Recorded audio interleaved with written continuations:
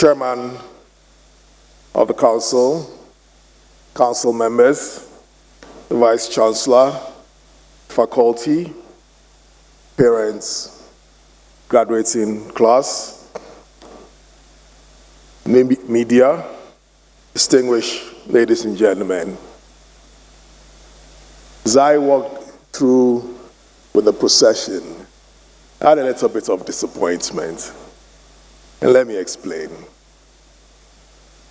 When I left IPS many years ago, I didn't have the opportunity to dress up in these gowns that the young ladies and gentlemen are wearing here this morning.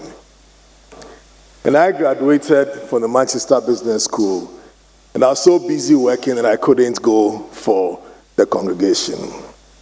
So when I came here this morning, I was looking forward to wear one of these beautiful gowns. Unfortunately, it wasn't offered, so I didn't ask.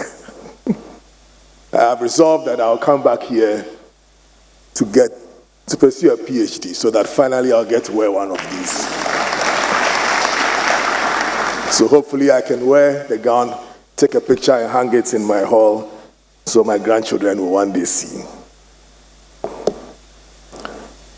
Dr. Chairman, let me start by expressing my appreciation to the Governing Council and to the Vice Chancellor for inviting me as speaker and guest of honor for the second session of the 15th congregation.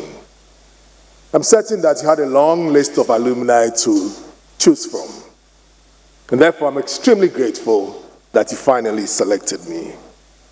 I do not pretend to know why, and I will not ask, but I'll do my best to ensure that you do not regret your choice. Mr. Chairman, I'd like to make a few observations, following which I will address the graduates directly. As has already been said, I trace my professional roots to this institution. Back in 1989, when I first set foot here, IPS was relatively unknown in tertiary education in the country. Indeed, I dare say that most of us who came here directly from sixth form found our way here because we could not gain admission to other universities.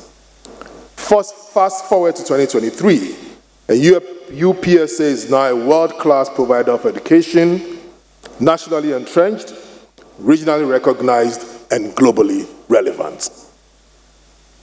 But the underlying lesson cannot be lost on us, and I will crave your indulgence to spend a few minutes on it. UPSA is what it is today because one man dared to dream. Because one man persevered against all odds. Because one man had the courage to make an impact. Because one man decided to leave a legacy. That man is Nana Opoku-Ampama, the founder of this great school. And this morning I salute him and all of us and all of you who have worked to make this possible. I praise and congratulate the Vice Chancellor, faculty, council, everybody who has put UPS on the academic map. And for you, the graduating class, this is the first lesson. A life well lived is a life that has a positive impact on society. Your overriding aim, therefore, should be to leave this world a better place than you found it. There can be no greater calling than this. Let me now turn my attention to you, the graduating class. It is customary on this occasion for the speaker to offer some advice from his own professional career and his own life journey, and I will not disappoint you. So I'll offer you some insights and then make a few observations. As you have passed through the rigors of academic life, let me congratulate you on being admitted to the degrees that you have been awarded. But as you are no doubt aware, what you have completed is just the foundation of your academic and professional career. From the foundation that has been laid, may you raise a superstructure that will be perfect in all its parts and an ornament to society. You owe a duty first to yourself, to your parents, and to the country to leverage the education you have received to make this world a better place. Mr. Chairman, it is not Fashionable these days to talk about bonds. But I'll go as far as to liken your education to a bond that you have signed with us, the country. A bond that you have issued, redeemable over the course of your lives. Your obligation to redeem this bond is by an exemplary discharge of your civic duties, by never losing sight of the allegiance due to your country, and in all things by placing the interest of the country above all parochial interests. Above all, working diligently to make this country a better place than we found it. As you head out into the professional world, it is necessary that you imbibe and internalize a set of core principles and values that will serve as your weather vane, guiding and directing your decision-making. As the saying goes, a man who stands for nothing will fall for anything. So let me offer some advice. The first and the most important thing is to embrace the power of continuous learning. It is often said that the only constant in this world is change. Over the last 2 decades, the velocity of change and the magnitude and direction of change has become even more pronounced. When I started my career back in 1992, spreadsheets and presentation skills were rare, and you didn't need them to excel. Today, they are basics, without which you can't be successful in any finance role. Over the course of your career, you must make it a habit to constantly upgrade your knowledge in your field, to operate at the leading edge of developments in that field, and crucially, to broaden your exposure into other fields. Use your youth and your time wisely. Weekends are for learning, not for drinking or attending funerals and weddings. 2, be deliberate about your career. Your career will not follow the beautiful plan you may have put together for it. Be clear on your goals, but be flexible in your approach. The professional journey will take you through different twists and turns. There will be highs and lows, successes and failures, celebrations and disappointments. But each role, each project, each organization provides a learning platform, forges your leadership credentials, and prepares you for success. I have lost my job twice. I was retrenched after 6 years as financial controller of a mining company because gold price at the time had affected cash flows. In another scenario, I resigned as executive director as the company's direction did not align with my growth prospects. I say all this to illustrate the fact that career growth is not linear, but rather an undulating curve. When life throws curveballs at you, however, your combined experience, your knowledge, your network, your resilience will provide the energy to help you rise from the troughs. Number 3, pay your dues. Let me tell you a story. And you're probably familiar with this story from your management class. A bird was standing in a field chatting with a bull. The bird said, "I'd love to get to the top of that tree." The bull said, "Okay, nibble at some of my droppings. It will give you the energy to take you to the top." So the bird did just that and found that he had the energy to fly to the top of the tree. But guess what? The farmer comes along with a gun and shoots the bird. Moral of the story, Mr. Chairman, you'll pardon my French. Bullshit might get you to the top, but it won't keep you there. Bullshit might get you to the top, but it won't keep you there. There are 2 categories of people in organizations: the doers and the talkers. There are those who toil diligently to deliver on their performance goals, and those who seek to move forward by political behavior, influence peddling, and sometimes outright lies. You will surely meet them in the organizations that you join. Do not emulate that behavior. It may move you forward, but ultimately you'll become like that bird. You'll attain the summit of the tree, but because you didn't get there through hard work and experience, You will not have the foresight, the skill, and the experience to navigate the terrain at the top, and you fall very, very badly. There's nothing better than learning from experience. Learn to say, I have done it, and mean it when you say, I have done it.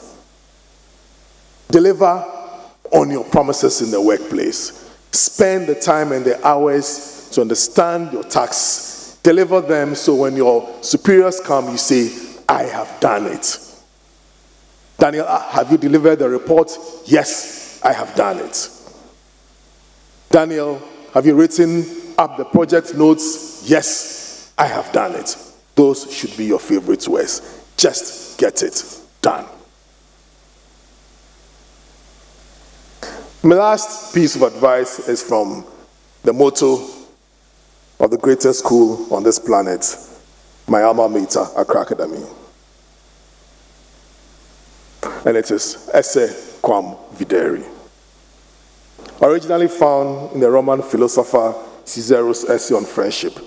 Translated to English, it is to be rather than to seem. We've all heard the phrase, fake it till you make it. As far as I'm concerned, that's the worst piece of advice ever given.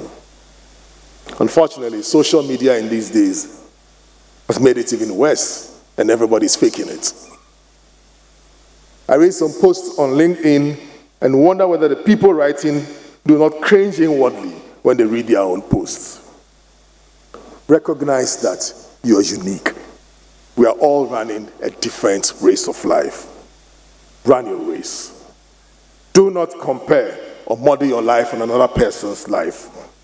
You do not know the price it's paying. You do not know the struggles it's going through. You don't even know what their end goal is. So be yourself. It takes humility and knowing failure to be yourself. It takes a belief that every person we meet, from the lowest to the CEO, has value and wealth to be yourself. I would rather be a good neighbor than to seem to be. I would rather act with integrity when no one is watching than to seem to be a man of integrity. I'd rather be the man God created me to be than seem to be the man LinkedIn or Instagram wants me to be. Remember, you will interact with people from Monday to Friday in the office, Monday to Sunday in society. Everyone hates pretenders. Be real. Be yourself. Having given some career-related advice, let me now round off with some advice that you find useful in your personal life. Let me focus this around the 4 cardinal virtues. And these are virtues of mind and character, derived from both classical and Christian theology. They are prudence, temperance, fortitude, and justice. The 4 cardinal virtues: prudence, temperance, fortitude, justice. Prudence is the ability to discern the appropriate course of action to be taken in every situation. Temperance is also defined as restraint, the practice of self-control, abstention, discretion, and moderation.